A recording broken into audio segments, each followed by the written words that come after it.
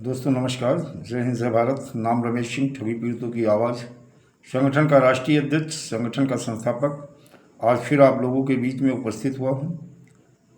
और उपस्थित होने के साथ साथ देखा जाए जो विभिन्न चिटफंड कंपनियों, क्रेडिट कोऑपरेटिव सोसाइटी को लेकर के आवेदन के साथ उनके जो सक्षम अधिकारी है, चाहे वो मंडलायुक्त हो या अपर जिला मजिस्ट्रेट वित्त राजस्व हो, इनसे जब बात की जाती है, बातचीत करने के बाद में एक ही चीज़ सामने आती है। और वो ये जो लगातार भी आंदोलन हो रहे हैं उसके बावजूद भी चाहे जिला अधिकारी भी हों, एक ही वर्ड बोलते हैं कि हमारे पास अभी तक कोई शासन से शासनादेश नहीं आया है इन कंपनियों के खिलाफ कार्रवाई करने के लिए, इन कंपनियों को नोटिस भेजने के लिए। तो फिर आखिर इन अधिकारियों की नियुक्ति, इन अधिकारियों की कार्य क्या है?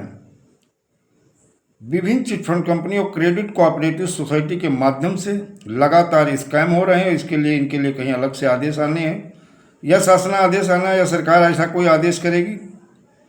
वहीं पे अभिकर्ताओं के ऊपर दिन प्रतिदिन परेशानी बढ़ती जा रही है।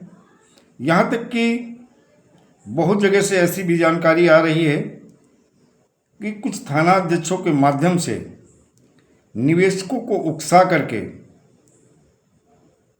और अभिकर्ताओं से जबरन धन वसूली का कार्य भी किया जा रहा है। बहुत सारे जनपद से आज हमारे पास फोन आया, थाना अध्यक्ष से भी बात हुई और कुछ भाजपा के जिला अध्यक्ष के पास कुछ दबंग किस्म के या उनके खास ऐसे आदमी पहुंच करके अभिकर्ता से जबरन लेटर लिखवाया जा रहा है कि आप पैसा दोगे। शायद उन भाजपा के जिला अध्यक्षों को ये पता नहीं है कि भाजपा की सरकार में ही ये सारी कंपनियां बंद कराई गई थी।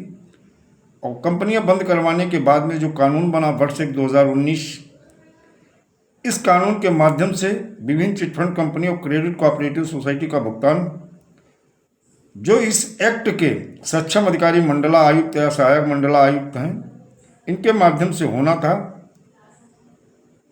ये अभी तक आवेदन के बाद में किसी कंपनी को ना नोटिस भेज रहे हैं, ना किसी ठग कंपनी के खिलाफ कार्रवाई कर रहे हैं, ना इनकी प्रॉपर्टी अटैच करके किसी का भुगतान करवा रहे हैं। तो देखा जाए कि घुमा फिरा करके केवल जिनके साथ ठगी का काम हुआ,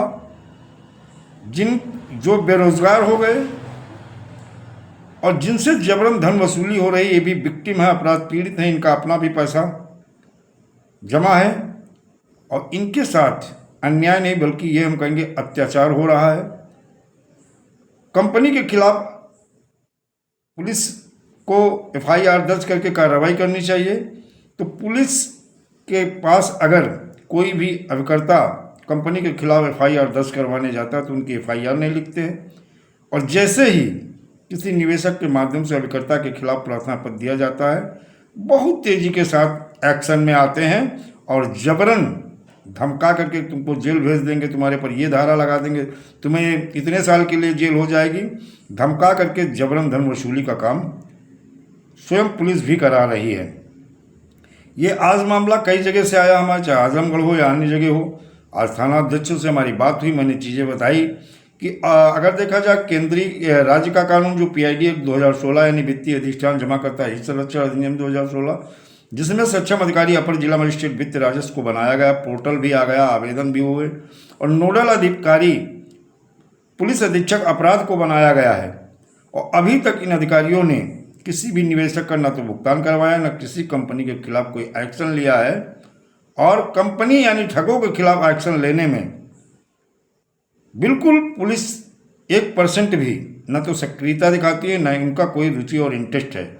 लेकिन अभिकर्ताओं को सख्त टारगेट बनाया जाता है, जो विक्टिम है, पीड़ित हैं और जिनका उत्पीड़न लगातार किया जा रहा, उनके खिलाफ कार्रवाई की जाती है और उनसे यहाँ तक कहा जाता है चाहे अपना घर बेचो, चाहे ज़मीन बेचो, लेकिन आप निवेशकों का पैसा अपने पास से दो।